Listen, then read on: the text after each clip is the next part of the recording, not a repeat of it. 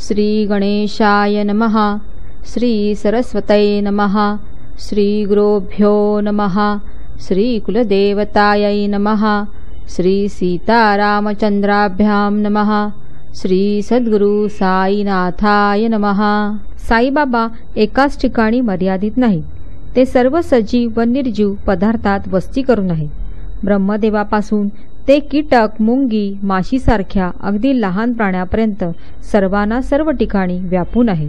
साईबाबा वेदांतात पारंगत म्हणजे निपुण आहेत आणि परब्रह्म जाणल्याचे लक्षण दाखवितात। अशा प्रकारे दोन्ही गोष्टीत तरबेज असल्याने ते सद्गुरूपणाला पात्र आहेत। स्वतः मोठा गाढ विद्वान असेल, परंतु शिष्याला ते ज्ञान सांगता येत नसेल, तर त्या सद्गुरूंचे सद्गुरूपण त्याच्याकडेच असू दे। पिता मुलाच्या शरीराला जन्म देतो, पण त्या जन्मापाठोपाठ मरण असते, परंतु गुरु आपल्या मुलासारख्या असणाऱ्या शिष्यांचे जन्म व मरण हे दोन्ही घालवितो, म्हणून गुरुच्या हृदयाचा उमाळा अधिक असतो। आता पूर्वीच्या संगतीने स्वप्नांच्या अध्यायाचे श्रवण करा आणि बाबा भक्तांच्या स्वप्नात जाऊन त्यांना कसे दर्शन देत असत हेही पहा। कोणाला त्रिशूळ काढायला सांगत, तर कोणापाशी खिचडी मागत, तर कोणाला हातात छडी घेऊन पंतोजीच्या रूपाने त्याची पाठ फोडीत असत, तर कोणाला स्वप्नात जाऊन भीती घालून दारू पिण्याची सवय घालवित असत। अशा प्रकारे भक्तांची अनेक संकटे टाळून त्यांना आपल्या चरणांची गोडी लावत असत। कशी कोणाची पाठ फोडली, वरवंट्याने छाती ठेचली ही गोष्ट मागे मी 13व्या अध्यायात सांगितली, ती श्रोत्यांनी आधीच ऐकली आहे। पुढील कथेची नवलाई काय सांगू। धन्य तो ऐकणारा व धन्य तो ती गाणारा किंवा सांगणारा, दोघेही आपापल्या ठिकाणी तल्लीन होतात आणि अक्षय्य म्हणजे कधीही कमी किंवा नाश न होणाऱ्या सुखाचा लाभ घेतात। खोट्या वाईट गोष्टी व निंदा वगैरे ऐकण्याच्या पापांचे शालन करणाऱ्या व सदा पुण्यकारक असणाऱ्या संतकथा पुन्हा पुन्हा स्पष्ट करून सांगूया। आता त्याच कथांचे वर्णन श्रोत्यांना मी सादर करतो, ते नीट लक्ष देऊ नये का, म्हणजे त्यात तुम्हाला साईबाबांचे कृपाळूपण पदोपदी दिसून येईल। राली बंधू हे ग्रीक व्यापारी त्या काळी हिंदुस्थानभर खरेदी करत असत। त्यांच्या पेढ्या शहरोशहरी होत्या आणि त्यातील एक मुंबई शहरी होती। तेथील अधिकाराच्या पदरी सध्या लक्ष्मीचंदांना नोकरी होती। ते अतिविश्वासू व आज्ञाधारक असून तेथे मुन्सीचे काम करीत होते। सुरुवातीला ते रेल्वे खात्यात होते, नंतर व्यंकटेश नावाच्या छापखान्यात कामाला होते। तेव्हाच साईचा समागम त्यांना कसा झाला लाभला ते ऐका। माझा माणूस परदेशात असो की हजारो कोस दूर असो, मी त्याला चिमणीच्या पिल्लाप्रमाणे पायाला दोर बांधून माझ्याकडे ओढून आणीन, असे बाबा कितीदा तरी बोलले बहुतेक लोकांनी ऐकले आहे आणि अनुभवलेली आहे। त्याच बाबांच्या लीलांचे वर्णन मी आता करतो। देशोदेशींच्या कित्येक चिमण्यांची अनेक पोरे शिर्डीत बाबांनी आणली। त्यातीलच लक्ष्मीचंद हे एक बाबांचे भाविक पोर होते। जेव्हा अनेक जन्मात कमावलेले प्रारब्ध कर्म उत्कर्ष पावते, तेव्हा संतांचा समागम प्राप्त होतो आणि मोहामुळे उत्पन्न झालेले अज्ञान नाश पावते। विवेकरूपी अग्नी प्रज्वलित होतो, वैराग्याचा उत्कर्षाचा काळ येतो, संचित कर्माचा क्षय होतो आणि आयुष्याचे सार्थक होते। श्री साईनाथ एकदा का डोळ्यात भरले की दुसऱ्या कोणाला तेथे जागा नसते। ते डोळे जरी मिटलेले असले तरी चहूबाजूंना असलेले साईबाबा त्यात दिसतच राहतात। एकदा लाला लक्ष्मीचंदांची व माझी भेट झाली असता त्यांनी ज्या स्वानुभवाच्या गोष्टी सांगितल्या आणि प्रेमपूर्वक हृदयाच्या कप्प्यात साठविल्या, त्या श्रोत्यांना सांगण्याच्या उत्कंठेमुळे मी आता कथन करतो। लालाजींना साईनाबाबांचे धरणेच आले पहा, तीही बाबांची अलौकिक लीला आहे। काना मनाला एक करून भाविक श्रोत्यांनी ते ऐकावी। इसवी सन 1910 सालच्या नाताळातील दिवस होते पहा। लालाजींना तेव्हा शिर्डीला जाण्याचा योग लाभला, तेव्हाच त्यांना साईबाबांचे प्रथम दर्शन झाले। परंतु हा योग येण्याची सूचक खूण 1-2 महिन्याआधीच घडून आली होती। कशी ती ऐका। सांताक्रूज गावी असताना ध्यानीमानी काही नसताना लालजींना अचानक एक स्वप्न पडले आणि त्यात एक आश्चर्यकारक प्रत्यक्ष अनुभव आला। भक्तगणांनी चहूबाजूंनी घेरलेला एक दाढीवाला म्हातारा साधू उभा असलेला लक्ष्मीचंदांनी पाहिला आणि त्यांनी त्याला प्रेमाने नमस्कार केला। पुढे लखमीचंद गणुदासांचे कीर्तन ऐकण्यासाठी दत्तात्रय मंजुनाथ बिजूर नावाच्या गृहस्थाकडे आले. दासगणूंच्या नेहमीच्या पद्धतीप्रमाणे साईबाबांची छबी तेथे समोर ठेवलेली होती. ती पाहताच लखमीचंदांना स्वप्नातील मूर्ती आठवली. तीच दाढी, तेच वय, तेच अवयव व तेच पाय पाहून लखमीचंदांना तोच हा आपल्या स्वप्नातील महात्मा आहे अशी खात्री झाली आणि त्यांचे मन गुंग झाले. आधीच ते गणुदासांचे कीर्तन, त्यात तुकारामांचे आख्यान आणि वर स्वप्नातल्या साधूचे दर्शन. लालाजी तर अगदीच तल्लीन झाले. ते फार कोमल मनाचे होते. त्यांच्या डोळ्यात प्रेमाश्रू गोळा झाले आणि या प्रेमळ मूर्तीला मी कधी पाहीन अशी त्यांच्या जीवाला तळमळ लागली. आधी जी मूर्ती स्वप्नात पाहिली तिचीच हुबेहूब नक्कल कीर्तनात दिसली. तिच्याकडेच त्यांचे लक्ष लागले आणि दुसरे काही मनात येईना. शिर्डीची सोबत देणारा कोणी मित्र भेटेल का? या संतांच्या चरणी प्रत्यक्ष मस्तक मी कधी ठेवीन? या साधूचे दर्शन मला कधी होईल आणि त्यांचा प्रेमानंद मला भोगायला मिळेल का? अशी लखमीचंदांना सारखी हुरहुर लागून राहिली. आता वाट खर्चाची सोय लावली पाहिजे. आता पुढे काय करावे म्हणजे या साधूचे दर्शन लवकर होईल याचा उपाय शोधला पाहिजे. देव सदा भावाचा भुकेला असतो. कसा चमत्कार झाला पहा. त्याच रात्री 8 वाजता लालाजींच्या मित्राने त्यांचा दरवाजा ठोठावला. दार उघडून पाहतात तो त्यांचा स्नेही शंकरराव आलेला. त्याने विचारले, शिर्डीला येता का? आधी केडगावी नारायण महाराजांच्या दर्शनाला जाण्याचे मनात होते, परंतु आता मनात आले की आधी शिर्डी येथे जावे. ज्याकरिता खटपट करावी तेच जणू काय आपोआप चालून यावे असे झाले. लखमीचंदांच्या मनात आनंदाला सीमा राहिली नाही. त्यांनी चुलत भावाकडून 15 रुपयांची रक्कम उसने घेतली. शंकररावांनी तसेच केले आणि शिर्डीला जाण्याची सोय केली. बसण्या झोपण्यासाठी अंथरूण पांघरून घेतले आणि निघायची तयारी केली. वेळेवर जाऊन तिकिटे मिळवली आणि दोघांनी गाडी गाठली.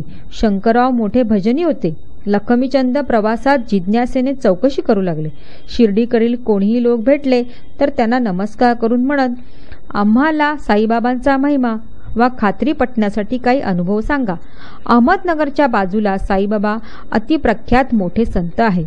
त्यांचे काही अनुभव आम्हाला निश्चितपूर्व सांगा. तेथे डब्यात 4 मुसलमान होते, ज्यांचे राहण्याचे ठिकाण शिर्डीजवळ होते. त्यांच्याशी परस्पर गप्पा करून लखमीचंदांना समाधान वाटले. लखमीचंद मोठे भाविक होते. त्यांनी त्या मुसलमानांना साईबाबांची काही माहिती असल्यास आम्हाला सांगा असे मोठ्या प्रेमाने विनविले. तेव्हा त्यांनी उत्तरात सांगितले की साईबाबा महान संत आहेत. शिर्डीत कित्येक वर्ष निवास करून आहेत आणि फार मोठे अवली आहेत. अशा प्रकारे बोलता चालता आनंदाने प्रवास करीत असता दोघे कोपरगावी पोहोचता शेटजींना आठवण झाली की साईबाबांना पेरू आवडतात. कोपरगावी पेरू पिकतात आणि गोदावरीच्या काठी विकायला येतात. ते घेऊया म्हणजे बाबांना अर्पण करता येतील. परंतु गोदावरीच्या काठी पोचल्यावर तेथील सुंदर देखावा पाहून मनाला इतका आनंद झाला की टांगा पलीकडच्या काठावर सुद्धा पोचला आणि लखमीचंद पेरूची गोष्ट विसरले. तेथून शिर्डी 4 गाव दूर आहे. टांगा भरगाव निघाला. आता लखमीचंदांना पेरूची आठवण झाली, परंतु तेथे तर पेरूचा ठिकाणाच नव्हता. इतक्यात एक म्हातारी डोक्यावर मोठी टोपली घेऊन टांग्याच्या पाठीमागून धावताना दिसली. तिच्यासाठी टांगा थांबवला तर पेरूच भेटण्यासाठी आले की लखमीचंदांनी आनंदभरीत होऊन निवडून पेरू घेतले आणि टोपली शिल्लक राहिले ते म्हातारीने माझ्याकरता बाबांना अर्पण करा असे म्हणून देऊन टाकले. आधी पेरूची आठवण, मग विस्मरण, नंतर म्हातारीची अचानक भेट आणि तिची ती साई भक्ती हे सर्व पाहून दोघेही मनात आश्चर्य करू लागले. सुरुवातीला एक म्हातारा स्वप्नात दिसला, तोच पुढे कीर्तनात आढळला. त्याचीच ही म्हातारी कोणी नसेल ना असा संशय लालाजींच्या मनात आला. मग टांगा पुढे हाकलला आणि बोलता बोलता ते दोघे शिर्डीला येऊन पोहोचले. दुरून मशिदीची निशाणी दिसली आणि दोघांनी भक्तिभावाने त्यांना वंदन केले. मग लगेच पूजेचे साहित्य घेऊन ते मशिदीत गेले आणि साईबाबांचे दर्शन घेऊन मनात आनंदाने तृप्त झाले. अंगणाच्या दारातून सभामंडपात प्रवेश केल्यावर दुरून बाबांची मूर्ती पाहून त्यांचा कंठ दाटून आला. इच्छित मूर्तीचे दर्शन झाल्यामुळे लखमीचंद तल्लीन झाला.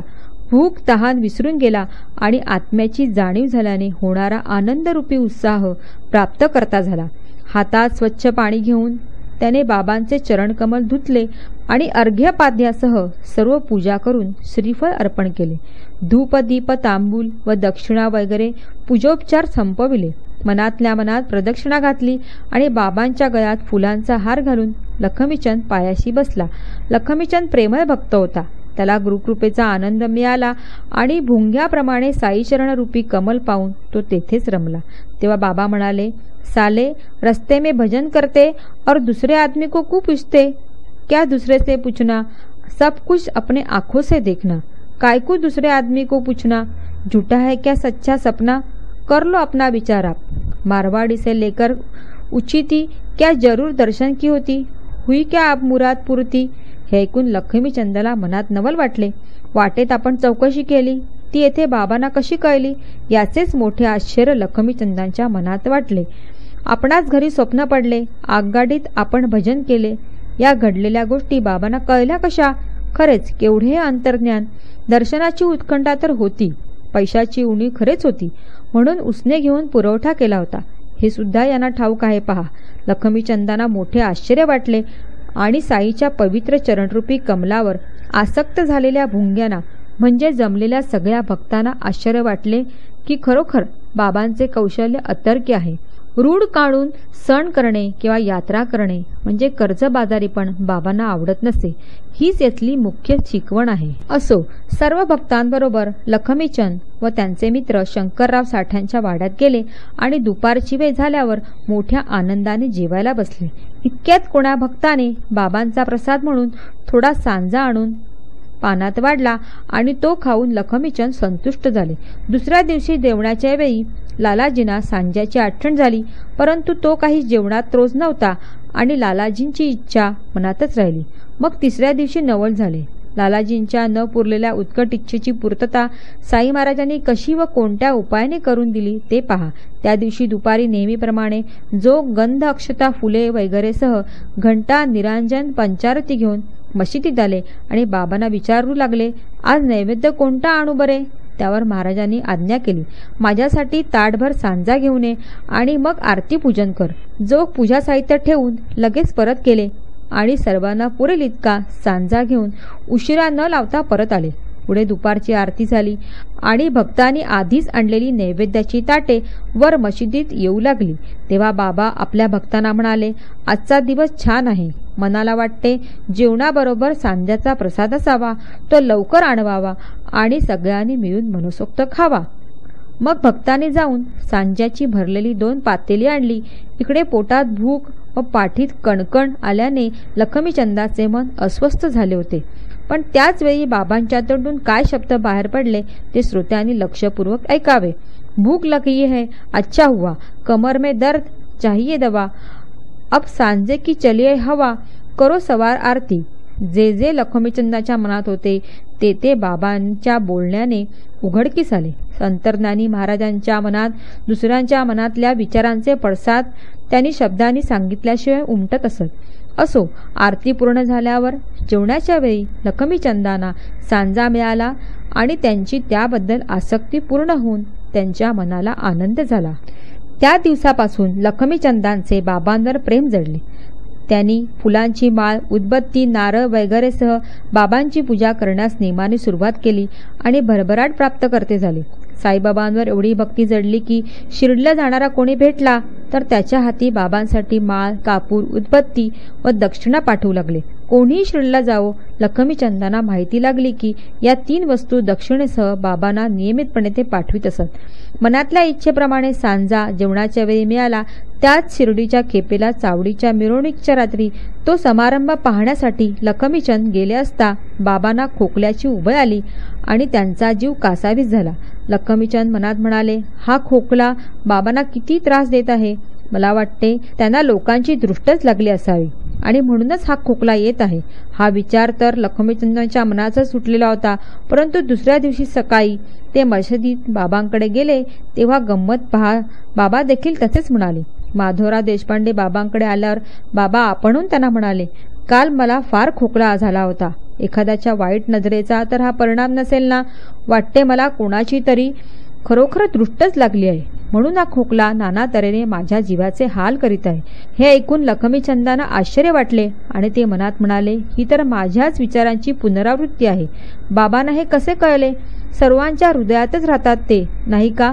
मग लखमीचंदांनी हात जोडून बाबांना विनंती केली, आपल्या दर्शनाने फार आनंद झाला. अशीच कृपा करून महाराजांनी आमचे सदा रक्षण करावे. मला आता या पायापासून या जगात आणखी दुसरा देव नाही. आपल्याच चरणी आणि आपल्याच भजनात माझे मन सदा रंगून जाऊ.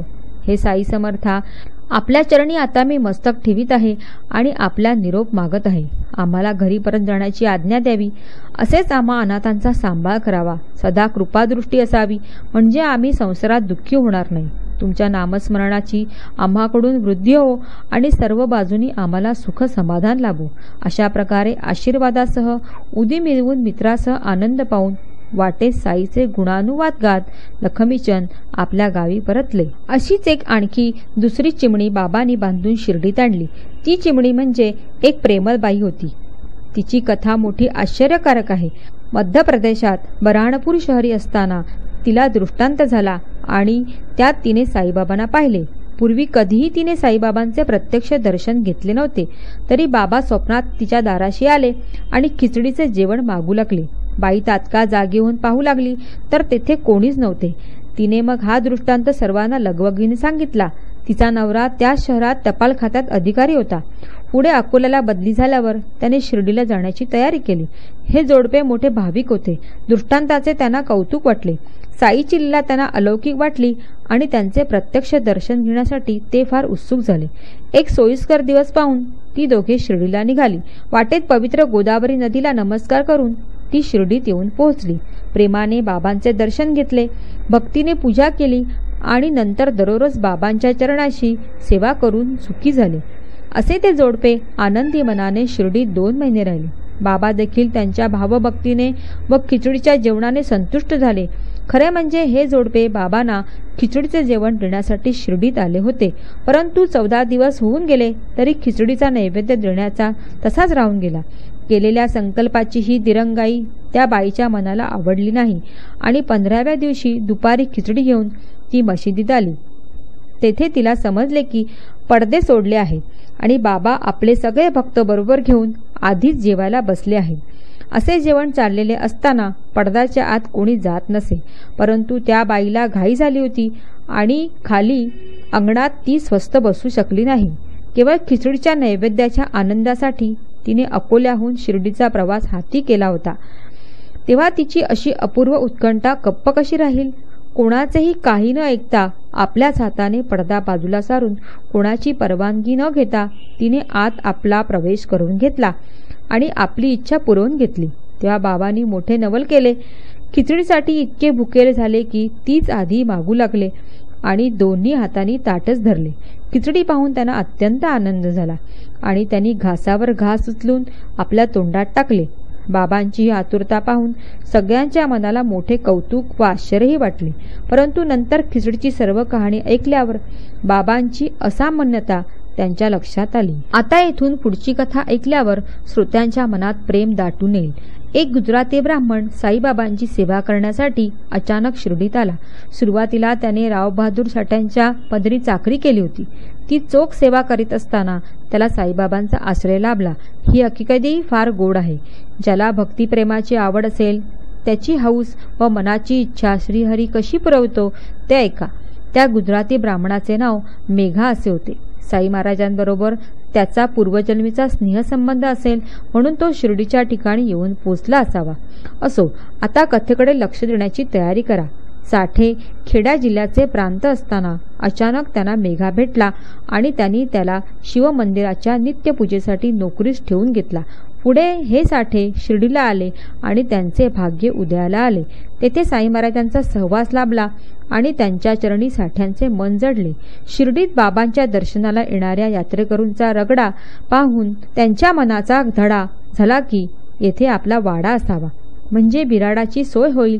मग गावातले पुढारी गोळा केले आणि त्यासाठी जागा मिळवली. बाबा सुरुवातीला जेथे लिंबाच्या झाडाखाली प्रगट झाले होते ते स्थान वाड्यासाठी निश्चित केले. या पवित्र जागेच्या महिम्याचे वर्णन 4थ्या अध्यायात पूर्वीच आले आहे. तेव्हा ते पुन्हा सांगण्याची जरुरी नाही. आपण पुढचे वर्णन चालू करूया. असो, मेघाचे पूर्वसंचित मोठे होते. राव बहादूर साठे त्याला भेटले आणि तेव्हाच त्यांच्या खास प्रयत्नाने तो परमार्थाच्या मार्गाला लागला. परिस्थितीला वश होऊन मेघा कर्मभ्रंश झाला होता. साठांनी त्याला गायत्री मंत्राचा उपदेश केला आणि चांगल्या मार्गात प्रवेश करविला. मेघा साठ्यांच्या चाकरीला लागला आणि एकमेकांचे प्रेम वाढले. मेघा साठ्यांना गुरुच मानू लागला आणि साठ्यांचाही त्याच्यावर लोभ जडला. असो, एकदा सहज गोष्टी करत असताना, आपल्या गुरुचा महिमा सांगत असताना साठ्यांच्या हृदयात प्रेम दाटून आले आणि ते मेघाला उत्सुकतेने म्हणाले, बाबांना गंगेच्या पाण्याने स्नान घालावे अशी मला मनापासून इच्छा झाली आहे. याच मुख्य कारणासाठी तुला मी शिर्डीला पाठवित आहे. त्याशिवाय तुझी अनन्य चाकरी पाहून माझ्या जीवाला वाटते की या सद्गुरूशी तुझी संगत घडावी आणि त्यांच्या चरणी तुझी भक्ती जडावी. जा, काया वाचा मनाने या सद्गुरूच्या पायी लाग. तुझ्या देहाचे सार्थक होईल आणि जन्माचे परम कल्याण होईल. मेघाने साईबाबांची जात विचारली, पण खरे पाहता साठ्यांना ती ठाऊक नव्हती. साठे म्हणाले, मशिदीत राहतात म्हणून त्यांना कोणी अविंदही म्हणतात. अविंद हा शब्द कानावर पडताच मेघाचे मन डळमळीत झाले. त्यांच्या मनात विचार चालले, यवनापेक्षा नीच आणखी कोण व त्याचे गुरुत्व तरी कसले. नाही म्हणावे तर साठे रागवतील आणि होय म्हणावे तर आपली दुर्गती निश्चित. मेघाला काय करावे ते कळेना आणि तो चिंतेत पडला. त्याला इकडे आड व तिकडे विहीर झाले. मन अस्थिर व दोलायमान झाले. परंतु साठ्यांचा फार आग्रह झाल्याने त्याने बाबांचे दर्शन घेण्याचा निश्चय केला. पुढे मेघा शिर्डीला आला आणि मशिदीच्या अंगणात येऊन पोचला. जसा तो पायरी चढू लागला, बाबांनी लीला करण्यास सुरुवात केली. उग्र स्वरूप धारण केले आणि दगड हातात घेऊन ओरडले, खबरदार, पायरीवर पाय ठेवलास तर धान्यात ठेव. या जागेत मुसलमानांचे राहणे आहे. तू तर उच्च जातीचा ब्राह्मण आणि मी तर नीचाचा नीच यवन. माझा तुला विटाळ होईल. जा तू परत येथून. ते कातावलेलेपणाचे बाबांचे रूप म्हणजे जणू काय प्रलय काळातील रुद्राचे स्वरूपच होते. पाहणाऱ्याचा थरकापच होईल. मेघा तर चळचळ कापू लागला. परंतु बाबांचा हा राग वरवरचा असे. हृदयात तर त्यांच्या दयेचा पूर वाहत असे. मेघा आश्चर्याने थक्क झाला की बाबांना माझ्या मनातले कळले कसे. कोठे खेडा जिल्हा दूर व कोठे अहमदनगर लांब. माझे जे संशयाचे भरलेले मन होते त्यांचे प्रगट करणे म्हणजे हा बाबांचा क्रोध आहे. बाबा जो जो मारायला धावत होते तो मेघाचे धैर्य खचत होते. त्याचे एक एक पाऊल मागे पडू लागले आणि पुढे जाण्याचा त्याला धीर होईना. नंतर अशाच काही दिवस तो शिर्डीत राहिला. बाबांचा रागरंग पाहिला आणि शक्य ती सेवा करीत राहिला. परंतु दृढ विश्वास पटला नाही. पुढे मग तो घरी परत गेला. तेथे तापाने पीडित होऊन अंथरुणाला केला आणि बाबांचा ध्यास लागल्याने तो शिर्डीला परत आला. असा मेघा जो शिर्डीला परत आला तो तेथेच रमला आणि त्याचा साईबाबांच्या पायी भाव जडला. साईंचा तो अनन्य भक्त झाला. साईच त्याचा एक देव झाला. मेघा आधी शंकराचा भक्त होता. साईच्या पदी अनुरक्त झाल्यावर साईंना तो शंकर मानू लागला. साईबाबाच त्याचे उमानात झाले. मेघा रात्रंदिवस साई शंकर नावाचा मोठ्याने जप करीत असे.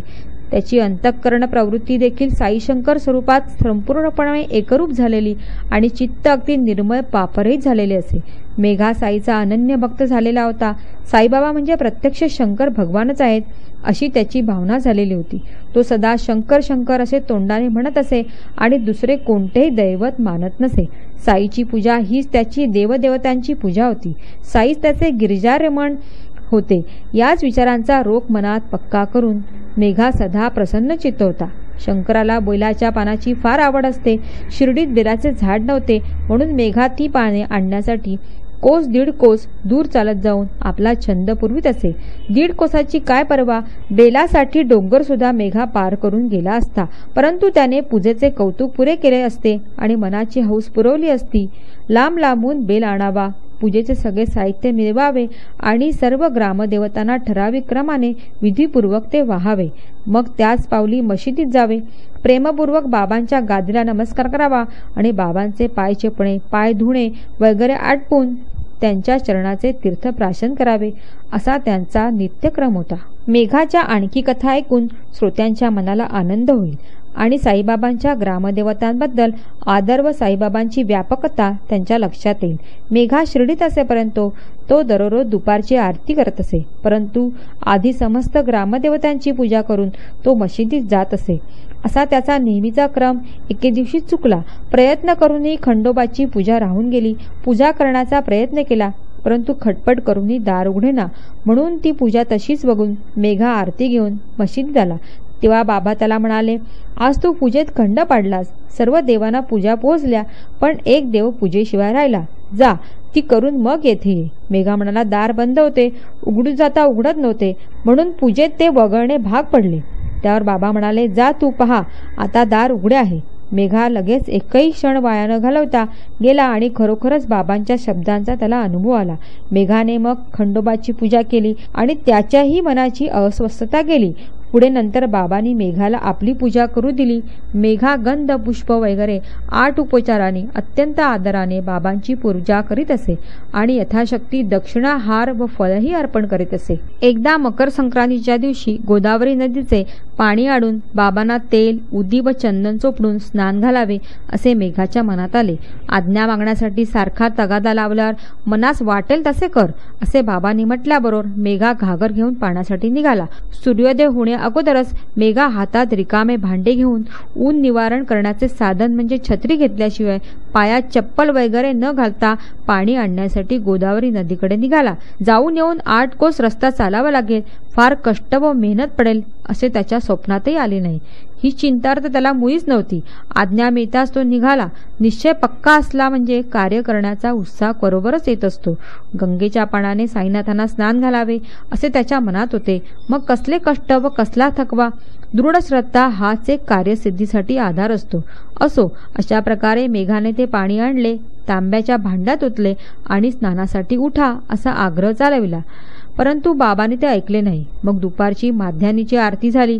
भक्त मंडळी घरोघर निघून गेली. मेघा म्हणाला, दुपार भरली आहे आणि स्नानाची सगळी तयारी झाली आहे.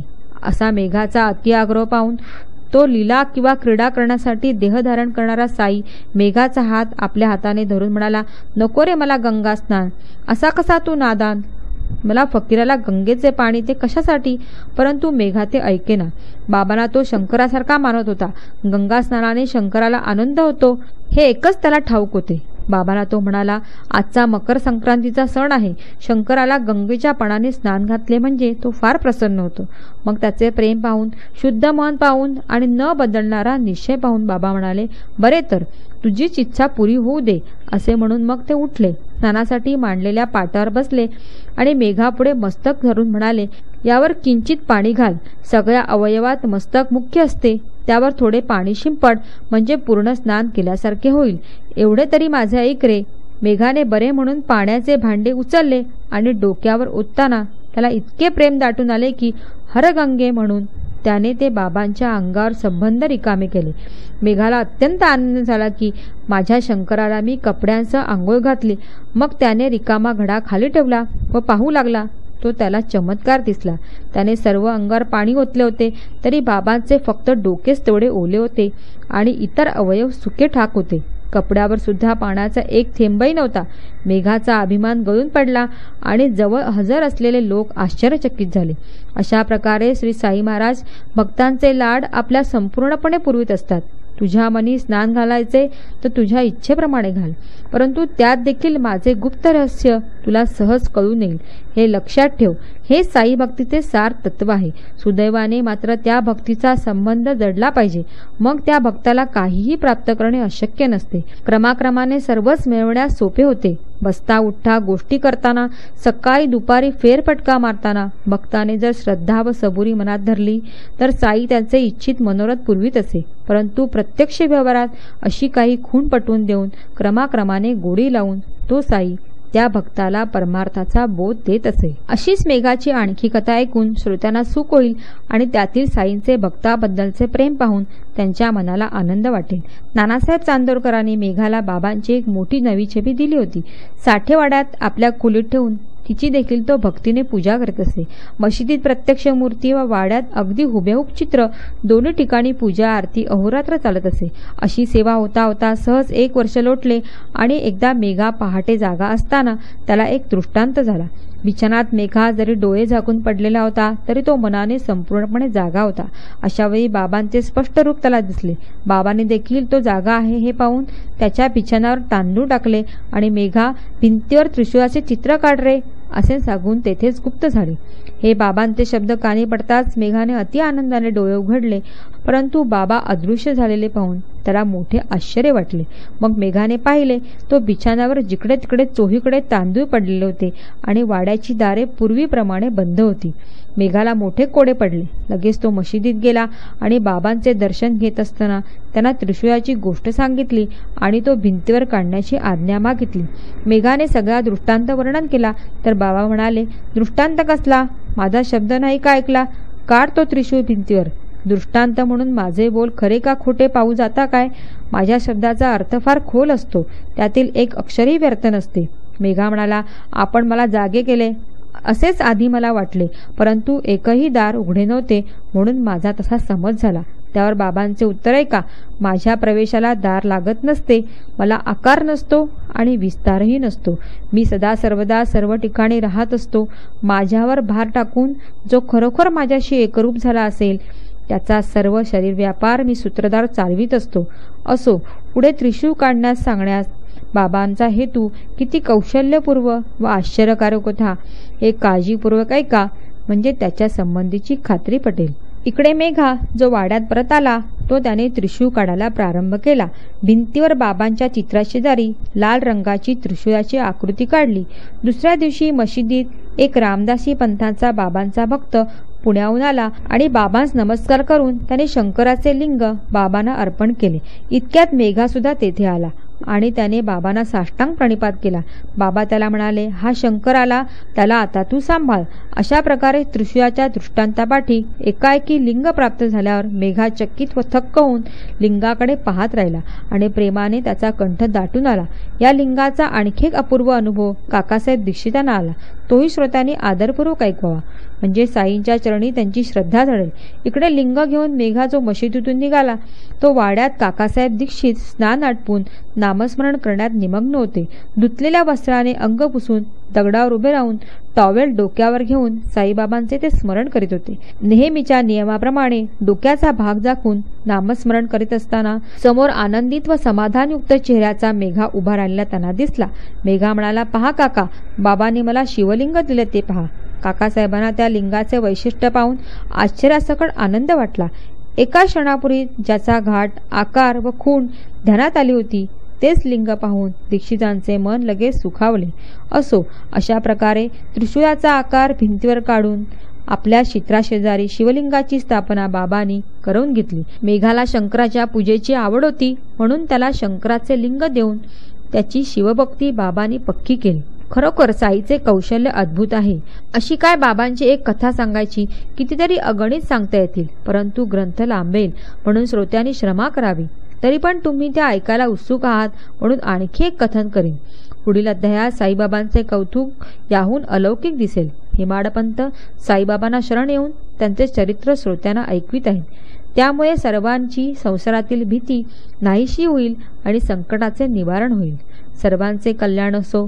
अशा प्रकारे संत व सज्जन यांनी प्रेरणा केलेल्या भक्त हेमाडपंत यांनी रचलेल्या श्री साई समर्थ यांच्या सत्यचरित्राचा दृष्टांत कथन नावाचा 28वा अध्याय समाप्त झाला. श्री सद्गुरू साईनाथांना अर्पण असो. सर्वत्र मंगल असो. हा अध्याय